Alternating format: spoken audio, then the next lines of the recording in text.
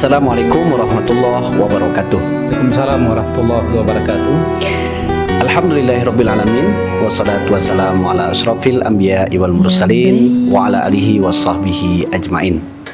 Segala puji hanyalah milik Allah, Rabb Tuhan semesta alam yang telah mencurahkan rahmat dan karunia kepada kita semua. Salawat dan salam kita kirimkan ke haribaan junjungan kita, Nabi besar Muhammad sallallahu alaihi wasallam. Alhamdulillah hari ini di tengah-tengah kita sudah hadir narasumber kita yang tidak asing lagi di Kabupaten Aceh Tengah. Yang tahun ini beliau merupakan salah satu pembimbing ibadah haji 1446 Hijriah. Luar biasa nih. Jadi kita pengen beberapa menit ke depan cuap-cuap nih seputar pelaksanaan ibadah haji tahun 2025 atau 1446 Hijriah bersama Bapak Dr. Handes Haji Zulfan MM. Beliau ini juga adalah salah satu motivator nih bagi saya, karena dulu pas kami menjadi seorang remaja masjid, bahkan menjadi ketua umum remaja masjid, maka beliau sebagai guru kami juga, pembimbing kami dan motivator bagi remaja Masjid Agung Ruhama Takengon ya. Kita sapa dulu nih Bapak Tengku Dr. Handes Haji Zulfan MM. Bagaimana kabarnya Pak? Alhamdulillah sehat walafiat. Alhamdulillah. Berapa hari baru di Takengon Pak? Insya Allah kami tiba pada hari Senin jam 5:20 dan bermalam satu malam di Banda Aceh, dan insya Allah hari Selasa sekitar jam 5 sore sudah tiba di Takengon. Ya, berarti masih segar nih, masih ada aroma Masjidil Haram dan Masjidil Nabawi ya. Alhamdulillah. Insya Allah. Masya Allah. Jadi sahabat Kias yang dirahmati oleh Allah Subhanahu Wa Taala, kita langsung saja nih ya, pingin sapa-sapa nih tentang bagaimana pelaksanaan ibadah haji. Namun sebelum kita tanya-tanya Bapak Tengku Dr. Handes Haji Zulfan MM, kita ingin memberikan kesempatan dulu kepada beliau untuk menyampaikan seputar ibadah haji tahun 2025 atau 1446 Hijriah. Kepada Bapak kami persilahkan. Terima kasih. Berbicara masalah haji tahun 2025 atau 1446 Hijriah Ya. Secara khusus kita membimbingi Kloter 3 BTJ Aceh yang berjumlah 392 jamaah termasuk petugas di dalamnya yang meliputi 3 kabupaten, Kabupaten Aceh Tengah, Kabupaten Bener Meriah, dan 46 jamaah berasal dari Kodia Banda Aceh. Dalam pelaksanaan ini kita membawahi 3 kabupaten ini. Tentu dalam satu kloter kami bertugas ada 7 orang.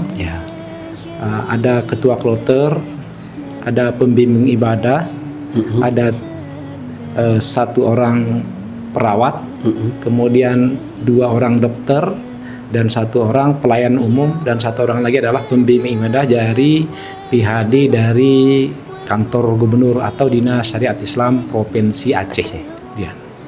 Kemudian dalam pelaksanaan ibadah haji, tim-tim ini merupakan satu kesatuan yang selalu mendampingi jamaah, baik dari segi manajemennya yang diatur oleh ketua kloter, kemudian pelaksanaan ibadahnya, rukun, syarat, wajibnya itu dikomandoi atau dibimbing oleh pembimbing ibadah. Kemudian tak kalah penting adalah masalah kesehatan, karena pelaksanaan ibadah haji merupakan salah satu ibadah yang memerlukan fisik yang kuat, mental yang kuat, sehingga keadaan jamaah diharapkan selalu dalam keadaan fit. Tentu semua ini tidak lekang dan tidak lepas dari upaya-upaya yang dilakukan oleh petugas dalam membimbing, mengarahkan, dan membina jamaah sehingga pelaksanaan ibadah haji itu bisa kita capai dengan sebaik-baiknya, sehingga nilai-nilai dan kesan-kesan ibadah haji itu bisa didapatkan oleh semua jamaah. Maka di akhir dari semua perjuangan itu, baik dari mulai tawaf kudumnya, kemudian ditambah dengan sa'inya, kemudian kita wukuf di Padang Arafah, bergerak ke Musdalifah, kemudian ke Mina dan melontar jamarat, dan diakhiri dengan tawaf ifadah, kemudian tawaf wada. Kita harapkan jamaah bisa melaksanakan semua kegiatan ini dengan sebaik-baiknya. Dan itu kita harapkan kalau kondisi fisiknya, mentalnya baik, insya Allah pelaksanaan ibadah hajinya akan lebih baik lagi dan lebih sempurna lagi. Ya. Demikian. Ya, Masya Allah. Ini ada beberapa petugas nih. Ada tadi disebutkan 7 petugas. Itu 7 petugas ini Pak, apakah semuanya dari Aceh Tengah atau mungkin campuran? Ada dari Bener Meriah atau Kota Cani atau bagaimana? Petugas yang 7 ini dari Ketua Kloter berasal dari Bener Meriah. Ketua Kloter ya. Perawat dari Bener Meriah. Kemudian pembimbing ibadah saya dari Aceh Tengah. Masya Allah. Kemudian pembimbing ibadah Kloter juga dari Aceh Tengah, yaitu Bapak Zakil Fadi. Kemudian dokternya dari Banda Aceh, Iman Murahman, dan Dr. Alsa Faradiba juga dari Banda Aceh. Nah, kemudian ada satu lagi pelayan umum berasal dari Aceh Singkil, yaitu Ustadz Franky. Iya, Masya Allah. Jadi semua itu keuntungannya bagi kita tahun ini adalah di antara 7 petugas itu 6 kami menguasai dan bisa berbahasa daerah Gayo secara khusus, dan itu memudahkan dalam pelaksanaan komunikasi, mengarahkan jamaah dan kedekatan emosional dengan jamaah. Kecuali salah seorang di antara kami, yaitu Ustadz Franky berasal dari Aceh Singkil, memang dia tidak menguasai bahasa daerah kita, tetapi dengan kebersamaan dia juga bisa membantu jamaah kita dengan sebaik-baiknya. Ya, yang 392 ini berarti apakah dibimbing oleh Bapak sendiri itu atau bagaimana tuh? Kalau urusan ibadahnya, itu menjadi tanggung jawab kami berdua bersama Dr. Zakil Fuadi, karena itulah kami pembimbing ibadah. Kita bisa berdiskusi, kita bisa menanyakan tentang bagaimana menggunakan ihram, bagaimana berniat ihram, bagaimana sholat di pesawat, bagaimana dengan tayamumnya, bagaimana dengan pelanggaran-pelanggaran yang dia lakukannya. Dari awal sampai akhir itu tetap kita pantau itu dalam pelaksanaan ibadahnya. Sedangkan Ketua Kloter dia membimbing manajemen secara umum dalam pelaksanaan kegiatan ibadah haji itu sendiri. Sedangkan para dokter dan para perawat itu dia membimbing jamaah itu, mengarahkan jamaah itu apabila ada jamaah yang kurang sehat, kurang fit, itu memang bagiannya. Itu untuk meningkatkan kualitas kesehatannya sehingga bisa melaksanakan ibadahnya. Tapi kalau tanggung jawab ibadah itu lebih banyak berpusat pada kami, yaitu sebagai pembimbing ibadah memang.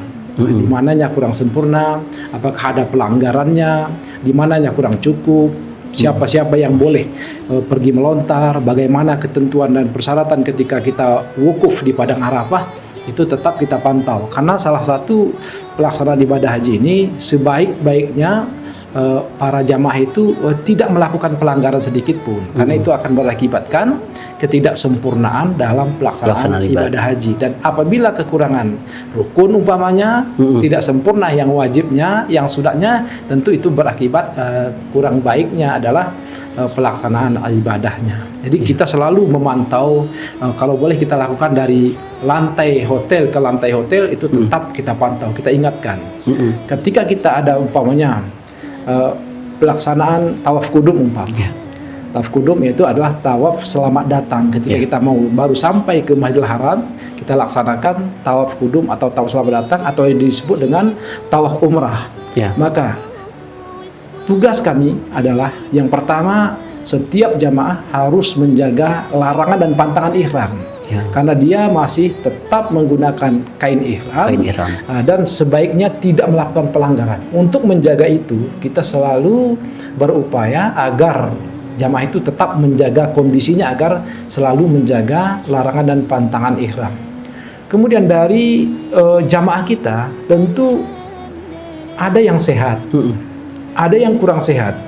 untuk memudahkan pelaksanaan ini, karena dari 392 orang itu bukan jumlah yang sedikit ketika kita bawa ke Masjidil Haram. Maka ketika itu kita prioritaskan terlebih dahulu orang-orang yang sehat. Ketika orang yang sehat, yang kuat, yang bagus fisiknya, itu kita usahakan, kita utamakan untuk melaksanakan tawaf umrah atau tawaf kudum itu. Ketika sudah selesai, barulah kita mengarahkan, membimbing jamaah-jamaah yang uzur, yang lansia, yang demensia. Boleh kami katakan ketika itu ada 34 jamaah yang harus didorong itu untuk pelaksanaan tawaf umrahnya. Itu harus kita dorong. Memang dia butuh bantuan untuk didorong karena dia tidak sanggup berjalan. Ada yang karena stroke, ada yang karena tua, ada karena memang berbagai macam kondisi fisik yang tidak mungkin untuk itu. Jadi tugas kita adalah membawa para jamaah ke terminal Ajiaz.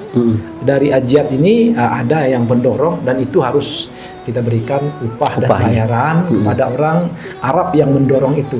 Sampai dia melaksanakan tawaf, sampai dia melaksanakan sa'i, baru dia boleh kembali ke terminal itu dan dinyatakan untuk larangan dan pantangan ihram dan tahallul pun sudah dilakukan untuknya. Apa yang diharamkan, apa yang dilarang selama dia melaksanakan berumrah itu sudah berhalal baginya. Maka di hari ketiga, ketika kita baru datang tanggal 20 bulan Mei, kita datang ke sana, berarti tanggal 21, tanggal 22. Di tanggal 22 kita pastikan jamaah kita yang dalam kloter 3 yang tergabung dalam Kabupaten Aceh Tengah, Bener Meriah dan Kota Banda Aceh, kita pastikan sudah semua melaksanakan tawaf kudum atau tawaf umrah itu. Jadi kan pelaksanaan. Itu baru satu pelaksanaan, yaitu tawaf kudumnya. Dan setelah itu nanti baru kita menunggu beberapa hari lagi sampai kita untuk melaksanakan wukuf di Arafah. Ya, kalau yang 392 tadi ada yang uzur, kalau yang sehat udahlah. Ini berarti pakai segmen berarti Pak ya? Pakai segmen, kemudian yang sehat dulu, itu yang sehat ini apakah pakai jumlah orang, apakah misalnya 50 orang dulu atau bagaimana, atau sekalian terus yang dari Aceh? Yang dari